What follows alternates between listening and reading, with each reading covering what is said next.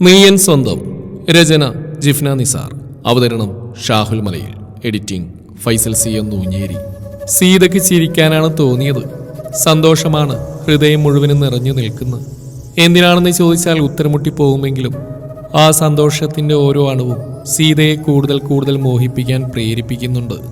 കൺമുമ്പിൽ വന്നിട്ടൊരുവൻ വീണ്ടും കള്ളച്ചിരിയോടെ നോക്കുന്നത് ഹൃദയത്തിലേക്കാണ്. ഈ പെണ്ണിനിത് എന്തു പറ്റി എന്ന പാർവതിയുടെ ആത്മകഥം അല്പം ശബ്ദത്തോടെ തന്നെ കേട്ടപ്പോഴാണ് സീതയ്ക്ക് വീണ്ടും സ്ഥലകാലബോധം വന്നത്. ഞാനൊന്ന് കിടക്കട്ടെ എന്നും പറഞ്ഞുകൊണ്ട് പെട്ടെന്ന് തന്നെ സീത അവിടുന്ന് അകത്തേക്ക് വലിഞ്ഞു. അപ്പോഴും അവൾക്ക് എന്തു പറ്റിയെന്ന ചിന്തയോടെ പാർവതി തുറിച്ചു നോക്കുന്നത് സീത മനഃപൂർവ്വം കണ്ടില്ലെന്ന് നടിച്ചു. മുറിയിലെത്തി തലയിണയിൽ മുഖമമർത്തി കിടന്നിട്ട് നേരെയാവാത്ത ഹൃദയമിടിപ്പിനെ അവൾ ശാസനയോടെ നോക്കി. ഇതുവരെയും അറിഞ്ഞിട്ടില്ലാത്തൊരു അനുഭൂതിയുടെ ലഹരിയിൽ അവൾ അത്രമേൽ തളർന്നു പോയിരുന്നു. സുഖമുള്ളൊരാലസ്യം വന്ന് പൊതിയുന്നുണ്ട്. കൺമുമ്പിൽ അവൻ്റെ കള്ളച്ചിരി, കാതിൽ അവൻ്റെ സ്നേഹമന്ത്രം. സീത ചാടി എഴുന്നേറ്റു. പിടികിട്ടാത്ത മനസ്സിനെ ഓർത്തവൾക്ക് ദേഷ്യവും സങ്കടവും തോന്നുന്നുണ്ട്. മുഖം അമർത്തി തുടച്ചിട്ട് അവൾ എഴുന്നേറ്റു പോയി. ഹാളിലെ മേശയിലെറിഞ്ഞ ബാഗിൽ നിന്നും ശ്രദ്ധയോടെ കണ്ണൻ കൊടുത്ത ഫോൺ എടുത്തു. വീണ്ടും മുറിയിലേക്ക് തന്നെ പോയി. ഫോണിൽ ആവശ്യമുള്ളതെല്ലാം കണ്ണൻ തന്നെ ശരിയാക്കി വെച്ചിട്ടുണ്ട്. കണ്ണൻ്റെ നമ്പർ കൂടാതെ ആദിയുടെയും സിദ്ധുവിൻ്റെയും മുത്തശ്ശിയുടെയും നമ്പർ കൂടി അതിൽ ചേർത്തിട്ടുണ്ട്. പറയാതെ തന്നെ എത്ര വേഗത്തിലാണ് കണ്ണേട്ടന് തന്നെ മനസ്സറിയാൻ കഴിയുന്നത്. ഓരോന്നും നോക്കി നോക്കി ഒടുവിൽ വാട്സാപ്പ് എടുത്ത് നോക്കിയപ്പോൾ ആദ്യം തിരഞ്ഞു പോയതും കണ്ണേട്ടനെയാണ്.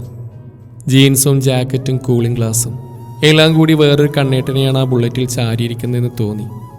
സീതക്ക് അവൻ്റെ പ്രൊഫൈൽ ഫോട്ടോ കണ്ടപ്പോൾ സ്വയം അറിയാതെ തന്നെ അവളുടെ വിരലുകൾ ആ ഫോട്ടോയിൽ തലോടി. തൻ്റെ പ്രവൃത്തിയിലെ കള്ളത്തരം മനസ്സിലായപ്പോൾ സ്വയം തലയിലൊന്ന് അടിച്ചുകൊണ്ടവൾ ഫോൺ ഓഫ് ചെയ്തു വെച്ചു.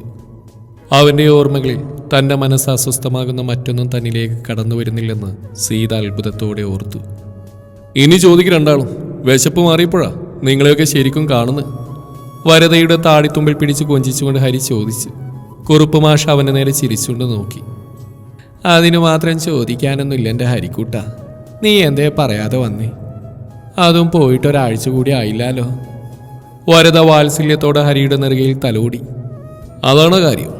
എന്താണെന്നറിയില്ല, എനിക്കെൻ്റെ പാവ അമ്മയെയും അച്ഛനെയും കാണാൻ പെട്ടെന്നൊരു കൊതി. അപ്പം തന്നെ ഒരാഴ്ച ലീവ് എഴുതി കൊടുത്ത് ഇങ്ങോട്ട് വണ്ടി കയറി.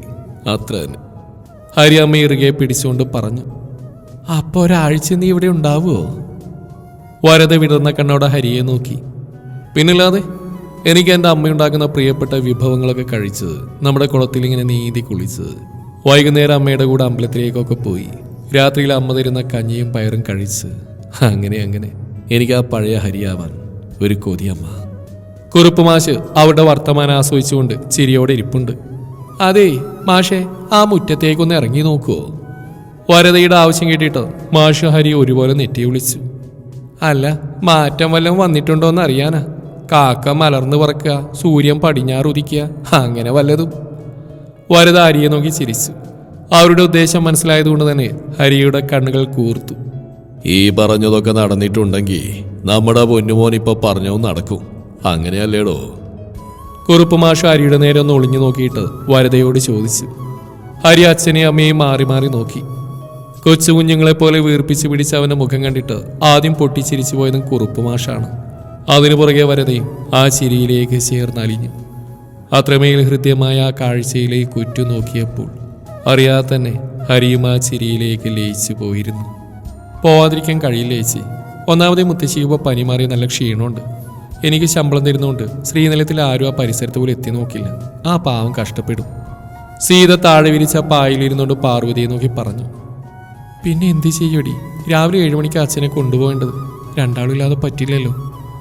പാർവതി ഉറങ്ങിക്കിടക്കുന്ന ലല്ലുവിനെ പുതപ്പിക്കുന്നതിനിടെ ചോദിച്ചു. സീത ഉത്തരമില്ലാത്ത പോലെ ഇരുന്നു. എന്തെങ്കിലും ഒരു വഴിയുണ്ടാവും, ഇപ്പം നീ കിടന്നുറങ്ങ്. ഒടുവിൽ അവിടെ ഇരുത്തം കണ്ടിട്ട് പാർവതി പറഞ്ഞു. ലൈറ്റ് അണച്ചിട്ട് പാർവതി കിടന്നിട്ടും സീത ഇത്തിരി നേരം കൂടെ അതേ ഇരിപ്പ് തുടർന്നു. മുത്തശ്ശി അന്ന് തന്നെയാടി മോളെ നിനക്കാ ഫോണ്? ഇരുളിൽ നിന്നും പാർവതിയുടെ ചോദ്യം അപ്രതീക്ഷിതമായി കേട്ടപ്പോൾ സീത ഞെട്ടിപ്പോയി. അതെ, എന്നെ വിളിച്ചിട്ട് കിട്ടുന്നില്ല എന്ന് പലപ്പോഴും മുത്തശ്ശി പരാതി പറയാറുണ്ടേ. സീത പരമാവധി പതർച്ചയില്ലാതെ പറഞ്ഞു. പാർവതിയുടെ കനത്തൊരു മൂളൽ മാത്രമാണ് ഉത്തരം കിട്ടിയത്. നീ എന്താടി ചേച്ചി അങ്ങനെ ചോദിച്ച്? ഉള്ളിലെ വേവലാതി മറച്ചു പിടിച്ചാണ് സീത ഇരുളിലേക്ക് നോക്കി അത് ചോദിച്ചത്. തന്റെ മുഖത്ത് പടർന്ന കള്ളത്തരം പാർവതി കാണുന്നില്ലെന്ന ആശ്വാസം അവളിൽ ഉണ്ടായിരുന്നു. ഏയ് ഒന്നുമില്ല പെണ്ണെ, ഞാൻ വെറുതെ ചോദിച്ചാ. സീത പിന്നെയൊന്നും ചോദിക്കാനോ പറയാനോ നിൽക്കാതെ വേഗം പായയിലേക്ക് ഇടുന്നു. ഓർമ്മകളിൽ വീണ്ടും പ്രിയപ്പെട്ട ആ ചിരിയോടെ കണ്ണൻ നിറഞ്ഞു. സീത കമിഴ്ന്ന് കിടന്നിട്ട് തലയിണയിൽ മുഖം പൊഴുത്തി. ഫോൺ എടുത്തിട്ട് അവന്റെ ഫോട്ടോ ഒരിക്കൽ കൂടി കാണണമെന്ന് അതിയായ ആഗ്രഹമുണ്ടായിട്ടും അവൾ അനങ്ങാതെ കിടന്നു. ഞാൻ പോയിക്കോളാം, വലിയച്ചിക്കൊപ്പം ഹോസ്പിറ്റലിൽ.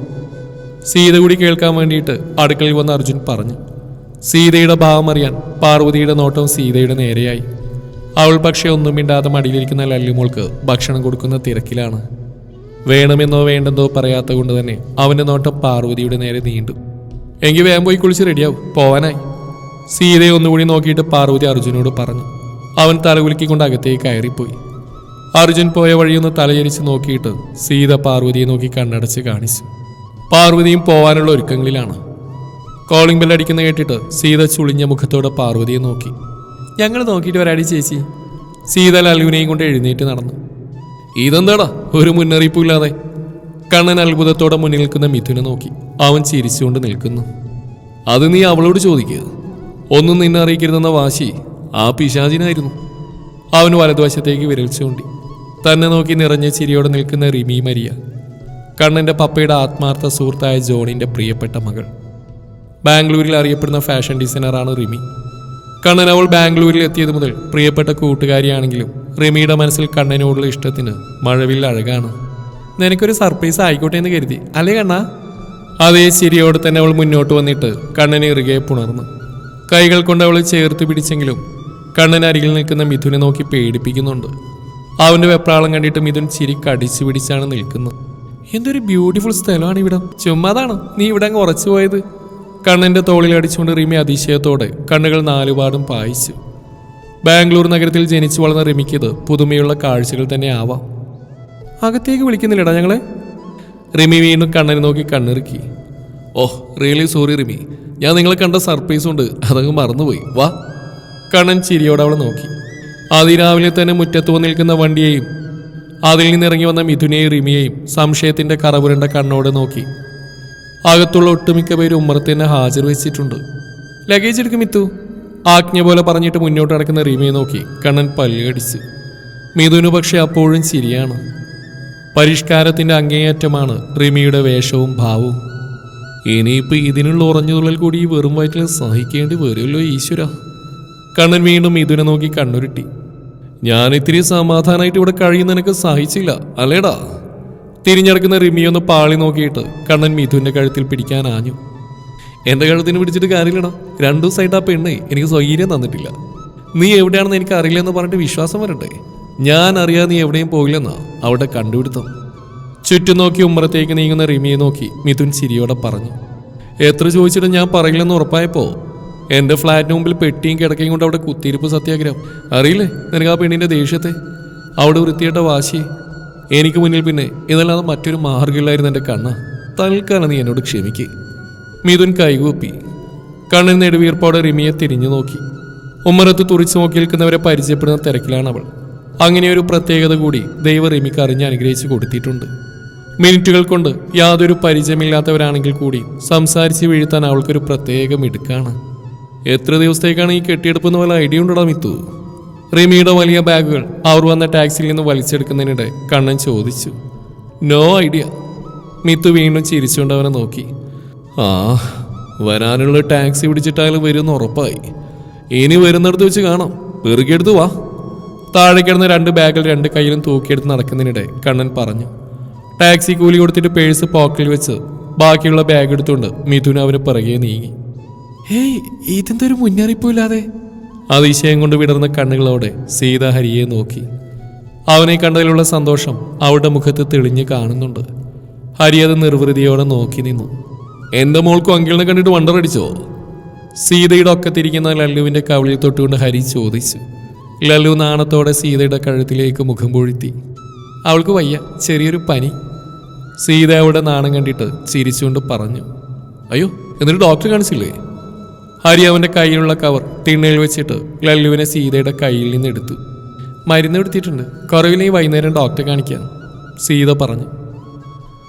നീ വന്ന കാലം നിൽക്കാതെ കയറിയിരിക്കാരി. സീത അവൻ അകത്തേക്ക് ക്ഷണിച്ചു. അതിന് നീ ക്വസ്റ്റ്യൻ ചെയ്ത് നിർത്തി അങ്ങോട്ട് നീ നിൽക്കടി.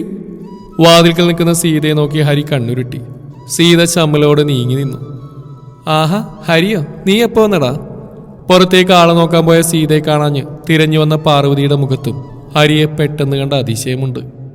ഞാൻ ഇന്നലെ രാത്രി, ലല്ലുമോളുടെ മുടി തഴുകി ഒതുക്കിക്കൊണ്ട് ഹരി പറഞ്ഞു. സാധാരണ ലീവ് എടുക്കാൻ നല്ല മടിയുള്ള കൂട്ടത്തിലാണ് നീ. പോയിട്ട് ഇപ്പോൾ ഒരാഴ്ച ആയിട്ടില്ലല്ലോ. എന്താടാ, വിശേഷം വല്ലതും ഉണ്ടോ? പാർവതിയുടെ ചോദ്യത്തിനു മുമ്പിൽ ഹരി ഒരു നിമിഷം പതറി. വിശേഷം? ഏയ്, എന്ത് വിശേഷം? അവൻ ചിരിച്ചുകൊണ്ട് സീതയാണ് നോക്കിയത്. നിനക്ക് എന്താണ് മോനെ ഹരി ഒരു കള്ളലക്ഷണം? സീത കുറച്ചുകൂടി നീങ്ങി ഹരിയുടെ അരികിലേക്ക് ഇരുന്നു. എനിക്കോ? പോടി അവിടുന്ന്, അവളൊരു കണ്ടുപിടുത്തം. ഹരി കണ്ണുരുട്ടി. നിനക്കൊന്നും ഉദ്യോഗമല്ലേ? പിന്നെ പോകണം. എന്നിട്ടെന്താ ഇരിക്കുന്നത്? ഞാനോർത്ത് നിന്നെ കാണാൻ ഇനി ശ്രീനിലയത്തിൽ വരേണ്ടി വരുമെന്ന്. ഹരി സീതയെ നോക്കി ചിരിച്ചു. അങ്ങനെ കളിയാക്കിയൊന്നും വേണ്ട മോനെ, ഇന്നെന്തായാലും ഞാനിത്തിരി വൈകും. സീത കണ്ണുരുട്ടി. അതെന്താ? ഇന്ന് അച്ഛനെ ഹോസ്പിറ്റലിൽ കൊണ്ടുപോകണം ഹരി. പാർവതിയാണ് ഉത്തരം പറഞ്ഞ്. ഞാനും അച്ഛൻ കൂടി പോകാൻ തീരുമാനിച്ചു. എങ്ങനെയാ പോകുന്നത്? ഓട്ടോ വിളിച്ചിട്ടാണ് കൊണ്ടുപോകാറ്, ജബ്ബാറിക്കയുടെ. സീത ഹരിയെ നോക്കി പറഞ്ഞു. എത്ര മണിക്കാണ് പോകേണ്ടത്? 7 മണിക്ക്. പാർവതി പറഞ്ഞു കേട്ട് ഹരി വാച്ചിലേക്ക് നോക്കി. റെഡിയായി നിൽക്ക്, ഞാൻ കാർ എടുത്തിട്ട് വരാം. ഹരി ലല്ലുവിൻ്റെ കവളിൽ ഉമ്മ കൊടുത്തിട്ട് സീതയുടെ മടിയിൽ വെച്ച് കൊടുത്തു. അല്ല ഹരി, ഓട്ടോ വിളിച്ചിട്ട്? ഹരിയുടെ രൂക്ഷമായ നോട്ടത്തിൽ സീത പറയാമെന്ന് പാതിയിൽ വിഴുങ്ങി. ഇതിന് മാത്രം യാതൊരു കുറവും വരുന്നില്ലല്ലോ. ഹരി സീതയെ നോക്കി കണ്ണുരുട്ടി. അവളൊന്നും ചിരിച്ചു എന്നല്ലാതെ ഒന്നും പറഞ്ഞില്ല. ഓ, പറയാൻ മറന്നു. ഹരി തിണ്ണയിലിരിക്കുന്ന കവർ കയ്യിലെടുത്ത് സീതയുടെ നേരെ നീട്ടി. അവളുടെ മുഖത്ത് ഇതെന്താ എന്നുള്ള ചോദ്യമുണ്ടായിരുന്നു. ദൈവത്തെ ഓർത്ത് വേണ്ടാന്ന് പറയരുത്. ഒരു ഫോണാ, വലിയ വിലയായി എന്നോർത്ത് വെറുതെ ടെൻഷൻ ആവണ്ട. അതിന് മാത്രം വിലയൊന്നും ആയിട്ടില്ല. നിന്റെ ആ ഒടുക്കത്തെ കോംപ്ലക്സ് ആൾക്കാരൊന്ന് മാറ്റിവെക്ക്. നിന്നെ വിളിച്ചാൽ കിട്ടാനുള്ള കൊതി കൊണ്ടാണ്. ഹരി ഒറ്റ ശ്വാസത്തിന് പറയുന്ന കേട്ടിട്ട് സീത അവന് മുമ്പിൽ നിന്ന് പകച്ചുപോയി. റിമിയെ സൽക്കരിക്കുന്ന തിരക്കിലാണ് ശ്രീനിലയത്തിലെ ഒട്ടുമിക്ക പേരും. അവളാവട്ടെ അത് പരമാവധി മുതലാക്കുന്നുമുണ്ട്. അവരെയെല്ലാം പൊക്കിയടിച്ച് പറഞ്ഞിട്ട് അവൾക്കും അവളെ സൽക്കരിച്ചിട്ട് അവർക്കും മതിയാവാത്ത പോലെ. കണ്ണന് 2 കൂട്ടരെയും കാണിച്ചൂട്ടിൽ കണ്ടിട്ട് ചിരി വരുന്നുണ്ട്. ഞാനും ഇവൾക്കൊപ്പം വന്നതല്ലേടാ? തനിക്ക് മുന്നിലെ ചായ ഗ്ലാസ് എടുത്ത് ചുണ്ടോടി ഉയർത്തുകൊണ്ട് മിഥുൻ ചോദിച്ചു.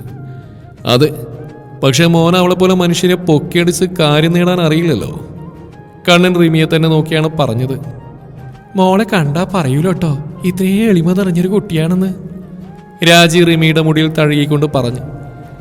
ആര്യ റിമി അത്ര പിടിക്കാത്ത പോലെ മുഖം വീർപ്പിച്ച് പിടിച്ചാണ് നിൽക്കുന്നത്. ബാക്കിയുള്ള പെൺകുട്ടികളുടെ കണ്ണുകൾ റിമിയുടെ മിനുക്കിയെടുത്ത മുടിയിലും അവളുടെ രൂപഭംഗിയിലും തട്ടിത്തടഞ്ഞു നിൽക്കുന്നുണ്ട്. അതെ അതെ, ബാംഗ്ലൂർ നഗരത്തിൽ ജനിച്ചു വളർന്നൊരു പെൺകുട്ടി ഇത്രയും ലളിതായിട്ടൊക്കെ പെരുമാറുമോ?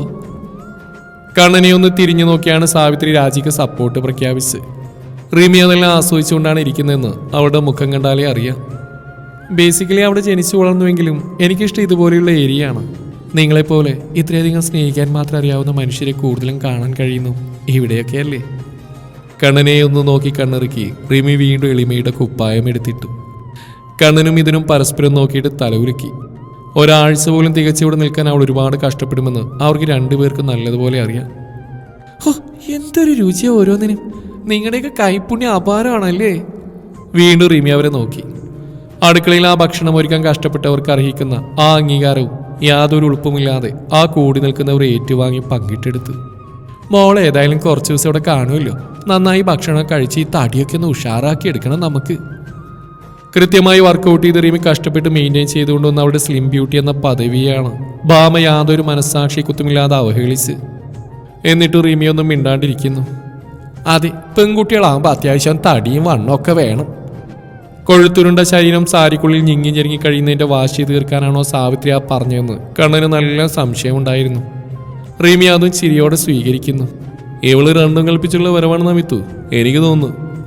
റിമിയുടെ മുഖത്തെ ചിരി നൽകുന്ന അസ്വസ്ഥത കണ്ണൻ്റെ വാക്കുകളിലും ഉണ്ടായിരുന്നു. നിനക്ക് ഇത്രയേ തോന്നിയുള്ളൂ? 2ഉം 3ഉം 4ഉം എല്ലാം കൽപ്പിച്ചാണെന്ന് എനിക്ക് തോന്നുന്നു. അമ്മാതിരി പ്രകടനല്ലേടാ അവള് കാഴ്ചവെക്കുന്നത്. മിത്തു കണ്ണനെ നോക്കി. കണ്ണൻ റിമിയെ തന്നെ നോക്കിയിട്ട് സ്വകാര്യം പോലെ മിത്തുവിനോട് ചോദിച്ചു.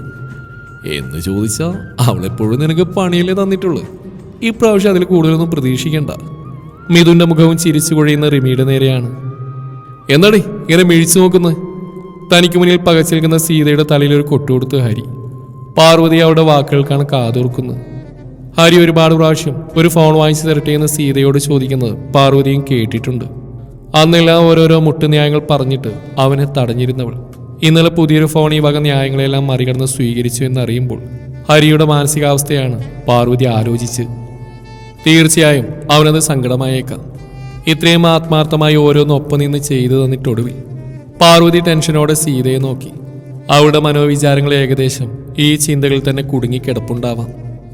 നിങ്ങൾക്ക് രണ്ടാൾക്ക് എന്താ ഇത് പറ്റിയത്? ഞാനെന്തോ വലിയ തെറ്റിയതുപോലെ.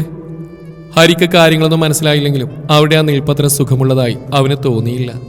എടി പൊട്ടി, നിന്നോട് ഞാൻ പറഞ്ഞില്ലേ, ഇതിനത്ര വലിയ വിലയൊന്നും ആയിട്ടില്ല. എനിക്ക് താങ്ങാവുന്ന വിലയുള്ളൂ. ഒടുവിൽ പണത്തിന്റെ കാര്യമോർത്തിട്ടാണ് സീതയുടെ വെപ്രാളം എന്ന തോന്നൽ കൊണ്ടാണ് ഹരി ചിരിച്ചുകൊണ്ട് അങ്ങനെ പറയുന്നത്. ഏയ് അതൊന്നുമല്ലടാ. സീതക്കത് അവനോട് പറയാനെന്തോ പ്രയാസം തോന്നി. അവൻ നൽകുന്ന സൗഹൃദം അതേ അളവിൽ തിരിച്ചു കൊടുക്കാനായില്ലേ എന്നൊരു ചെറിയ കുറ്റബോധവും അവളിൽ വേരോടി തുടങ്ങി. ദേ, കുറെ നേരം ഞാനിത് സഹിക്കുന്നു. മര്യാദയ്ക്ക് നീ ഇത് വാങ്ങിക്കുന്നുണ്ടോ? സമയം പോകുന്നു, ഹോസ്പിറ്റൽ പോകാനുള്ളതല്ലേ? ഹരിയുടെ സ്വരം ഗൗരവത്തിലാണ്. അതൊന്നല്ല ഹരി, അവൾക്ക് ഇന്നലെ ശ്രീനിലയത്തിലെ മുത്തശ്ശി പുതിയൊരു ഫോൺ വാങ്ങിച്ചു കൊടുത്തിരുന്നു. അവൾ വിളിച്ചിട്ട് കിട്ടുന്നില്ലെന്ന് നമുക്ക് പരാതിയുള്ള പോലെ അവർക്കും ഉണ്ടെന്ന്. സീതയെ പാളി നോക്കിക്കൊണ്ട് പാർവതിയാണ് ഹരിയോടത് പറഞ്ഞത്. അത്രയുള്ള കാര്യം. ഇതിനാണോ ഇവളിങ്ങനെ പന്തം കണ്ട് പിരിച്ചഴിയ പോലെ നിൽക്കുന്നത്? അതങ്ങ് പറഞ്ഞാ പോരെ? ഹരി മങ്ങിയ മുഖം അവരിൽ നിന്ന് മറക്കാനുള്ള വ്യഗ്രതയോടെ പറഞ്ഞു. അല്ലടാ, ഞാൻ ഒരുപാട് പ്രാവശ്യം പറഞ്ഞു എനിക്ക് വേണ്ടാന്ന്. സീത ഹരിയെ നോക്കി. നീ പറയുമല്ലോ, കാരണം നിന്റെ ഉള്ളിൽ അഭിമാനത്തെക്കാൾ ദുരഭിമാനമാണല്ലോ ഉള്ളത്. ഹരി സീതയെ നോക്കി കണ്ണുരുട്ടി. എനിക്കെന്തെങ്കിലും തോന്നിയോടാ? സീത വീണ്ടും ഹരിയെ നോക്കി. പിന്നെ അവൻ ചിരിച്ചു. പോടി അവിടുന്ന്. അവളുടെ ഒരു സിൻഡി. നിനക്കൊരു ഫോൺ വളരെ അത്യാവശ്യമായിരുന്നു. അതെനിക്ക് തോന്നുന്നതിനൊരു ഇത്തിരി മുന്നേ അവർക്ക് തോന്നി. അവർ സന്തോഷത്തോടെ നിനക്കൊരു ഫോൺ വാങ്ങിച്ചു തന്നു. അത്ര വലിയ സന്തോഷത്തോടെ ഒന്നല്ലെങ്കിലും നീ അത് സ്വീകരിച്ചു. ഇതിലെനിക്കും സന്തോഷമില്ലടി പോത്തെ തോന്നുന്നുണ്ട്. ഹരി നിറഞ്ഞ ചിരിയോടെ തന്നെയാണ് അത് പറഞ്ഞത്.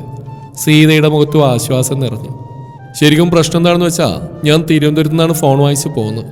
ഒരാഴ്ച ലീവും പറഞ്ഞിട്ടാ പോകുന്നത്. ഇനി അത് മടക്കി കൊടുക്കാൻ വേണ്ടി മാത്രം അങ്ങോട്ട് പോകാനൊക്കില്ലല്ലോ. ഹരിയുടെ സംസാരം കേട്ടിട്ട് സീതയും പാർവതിയും മങ്ങിയ മുഖത്തോടെ അവനെ നോക്കി.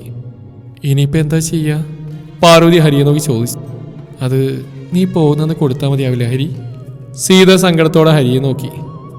പ്രശ്നമില്ലടി, അത് ഞാൻ ഡീൽ ചെയ്തോളാം. ഹരി ചിരിയോടെ തന്നെ പറഞ്ഞു. ഞാൻ പോയിട്ട് വരാം, റെഡി ആയിട്ട് നിൽക്ക്, സമയം വൈകുന്നു. പിന്നെയൊന്നും പറയാൻ നിൽക്കാതെ ഹരി പെട്ടെന്ന് പോവാനിറങ്ങി. മുറ്റത്തേക്ക് ഇറങ്ങി നടന്നവൻ വീണ്ടും തിരിച്ചു കയറി വരുന്ന കണ്ടിട്ട് സീതയും പാർവതിയും ഒരുപോലെ നെറ്റി വിളിച്ചു. അർജുനോടെ? ഹരിയുടെ ചോദ്യം അവരിൽ അന്താളിപ്പായി നൽകിയത്. അകത്തില്ലേ? അവരിരുവരും മിണ്ടാൽക്കുന്നുണ്ട്. ഹരി വീണ് ചോദിച്ചു. ഉണ്ട്, അവൻ പോവാൻ റെഡിയാവുക. സീതയാണ് മറുപടി പറഞ്ഞു. നിങ്ങൾ രണ്ടിനെ എന്താ രാവിലെ തന്നെ പൊട്ടം കടിച്ചിട്ടുണ്ടോ? ഒരുമാതിരി മന്ദബുദ്ധികളെ പോലെ. ഹരി ദേഷ്യത്തോടെയാണ് സീതയോടും പാർവതിയോടും ചോദിച്ചു. അർജുൻ! അകത്തേക്ക് നോക്കി അല്പ ഉച്ചത്തിൽ വിളിച്ചത് ഹരിയാണ്. നിമിഷങ്ങൾക്കകം അർജുൻ പുറത്തേക്ക് വന്നിരുന്നു. ഹരിയെ കണ്ടതിന്റെ ജാളിത അവന്റെ മുഖത്ത് നിറയുന്ന ഹരി വേദനയോട് തിരിച്ചറിഞ്ഞു. എപ്പോൾ എവിടെ വെച്ച് കണ്ടാലും സ്നേഹം നിറച്ചൊരു ചിരിയോട് അരികിലേക്ക് ചേർന്ന് നിൽക്കുന്നവന്റെ നോട്ടത്തിൽ അകൽച്ച അവനെ നന്നായി വേദനിപ്പിച്ചു. അർജുന്റെ ഈ അവസ്ഥ ഏറെക്കുറെ അങ്ങനെ തന്നെയായിരുന്നു. സീതയും പാർവതി ഹരിയുടെ നീക്കങ്ങൾ അറിയാൻ ആകാംക്ഷയോടെയാണ് നിൽക്കുന്നത്. തുടരും ഈ കഥയുടെ ബാക്കി ഭാഗം നാളെ ഇതേ സമയം.